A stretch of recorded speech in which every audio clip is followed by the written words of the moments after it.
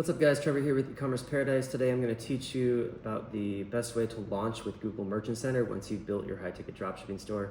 If it's your first time watching one of my videos, definitely subscribe, hit the like button, and go to ecommerceparadise.com to get your free guide for the 3 phases to success with high ticket dropshipping. All right, let's get started. Google Merchant Center is really tough to deal with these days, and it's one of the main things that you're going to need to have success with high ticket dropshipping. So it's definitely one of the main key points that I like to go over and again. And nowadays we have a new strategy we're working with for clients and for internal stores.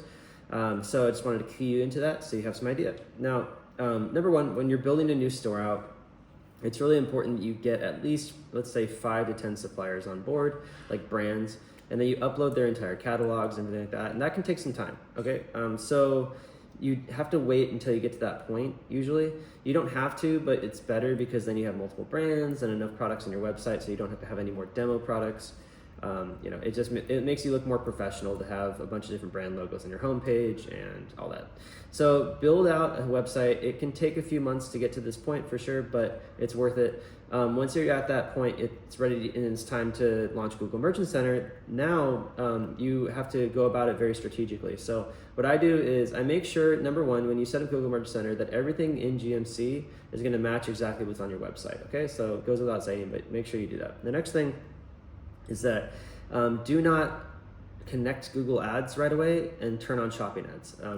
Google Merchant Center has these automations built in that detect changes that happen right away after you submit your product feed, and anything that's like running ads right away or adding more products right away, changes to the website, will trigger those automated misrepresentation suspensions. Okay, so as soon as you submit your feed to Google Merchant Center, just be ready to stop doing work on your website for about 2 or 3 weeks.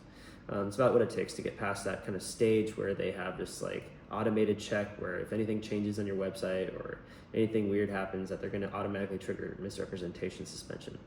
All right, so misrepresentation is the one everybody always gets. It just basically means that Google doesn't think that your site is worthy or like authoritative enough, or that it's been around long enough to be worthy of being on Google Merchant Center. In other words, they think it might be a scam website. So you have to just make sure that as soon as you upload everything, that your website looks professional and has reviews already. So curate some reviews from your suppliers. Make sure your product listings are professionally done with high quality images, unique descriptions, use AI for that. Make sure the prices are map pricing, and make sure that you have your site looking professional. Everything is done properly, like SEO and all that stuff.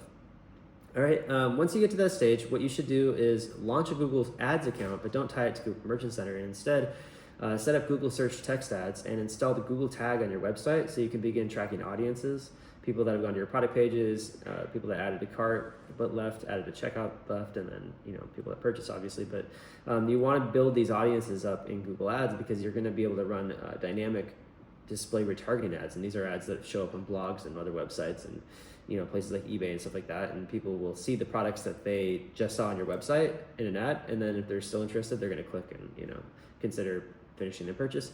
You can also run retargeting through Gmail, YouTube, all these other platforms. So just get that Google ad tag installed in your website and make sure that it's there. Another thing you can do is make sure that you install the Facebook and Instagram app and install the Facebook pixel, and then also make sure you set up the the Pinterest app and install the Pinterest pixel. All these are retargeting platforms that you can utilize to bring customers back that have been on your website. So the main source of cold outreach and cold leads we get are through Google Ads, mostly shopping ads. The next place you'll go to get that is Microsoft Ads, which used to be called Bing Ads. And you can set that up as a separate channel, or you can use the Simprosys shopping feed app, which is really good. I recommend that, Simprosys. Find that in the Shopify App Store, and they'll be able to connect to all these different platforms in one feed app. But if you want to just connect it super simply, they have their own sales channels that are free to use through Shopify. So Google and YouTube, Microsoft sales channel, Facebook, Instagram channel, Pinterest channel, all those channels will connect to the feeds to those places, but the feeds aren't optimized. So more professionally, way to do it is use Simprosys to optimize the feed based on certain things, and then send that over and get it connected. So so run Google Search Text Ads in the beginning, wait for Merchant Center approval, and then after approval, products are approved, wait 2 to 3 weeks, and then you can start running shopping ads. Start with a low budget, grow from there.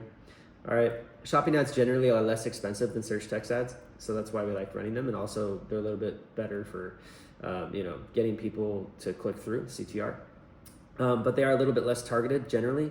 We have a 3-tier shopping ad system set up for standard shopping ads where we target model and SKU keywords with high bids, branded keywords with medium bids, and generic keywords with low bids. If you set up a PMAX campaign, it does work as long as your product descriptions are SEO optimized, your feed's optimized fairly well, but it will way overbid for generic keywords sometimes, so I don't like that. Just keep that in mind. And also, PMAX, they limit the amount of data they give you, so it's not that great. I recommend setting it up later as a way to scale your ads as opposed to starting with it. A lot of people start with it because they don't know how to set up a 3-tier Google Shopping ad campaign. If you want help with that, just contact me, Trevor at eCommerceParadise.com. I have a service where I can do it for you, so I can help you with that. But regardless, Google Merchant Center is the biggest hurdle to get over, and you just have to be really patient. Now, what do you do if your Google Merchant Center does get suspended? What happens then? Well, you can request appeals, right? They have an ID verification process. Usually it doesn't help much. You're still going to get suspended and suspended and suspended over again. These appeals get kicked out like a week each time, and then by the 3rd or 4th appeal, they won't let you appeal anymore. So the best thing to do, in my opinion, is just to close that Google Merchant Center account and start a new one. So yeah, that's my recommendation. Take it or leave it. This is what we do for clients. This is what we do for our internal stores now. It takes time. It is what it is. If you want help building one of these stores out and launching it and scaling it, go to eCommerceParadise.com/services. See our services there. We have a turnkey done for you, business in a box where we build it all from scratch for you and with you. It is 100% your business, so some of the work is done with you, but we do all the heavy lifting for you. So eCommerceParadise.com/turnkey for that. If you already have a store, maybe you started it and you didn't really get anywhere with it, we can help you scale it. Go to eCommerceParadise.com/scaling to get that. If you have a store and it's doing a decent amount of volume and you want to have it outsourced and completely done for you, scaling plus management services, so operations management, we hire a dedicated VA, train them, manage them to manage your store. Go to eCommerceParadise.com/management for that. And yeah, we have Google Ads services, we have SEO services, all that good stuff. So we've been doing high ticket dropshipping for a long time, and we focus on high ticket stores, and that's what we do. So let me know if you guys need any help. Feel free to go to eCommerceParadise.com, learn more, book a discovery call with me. Happy to help. And good luck with your merchant center. See you guys out there.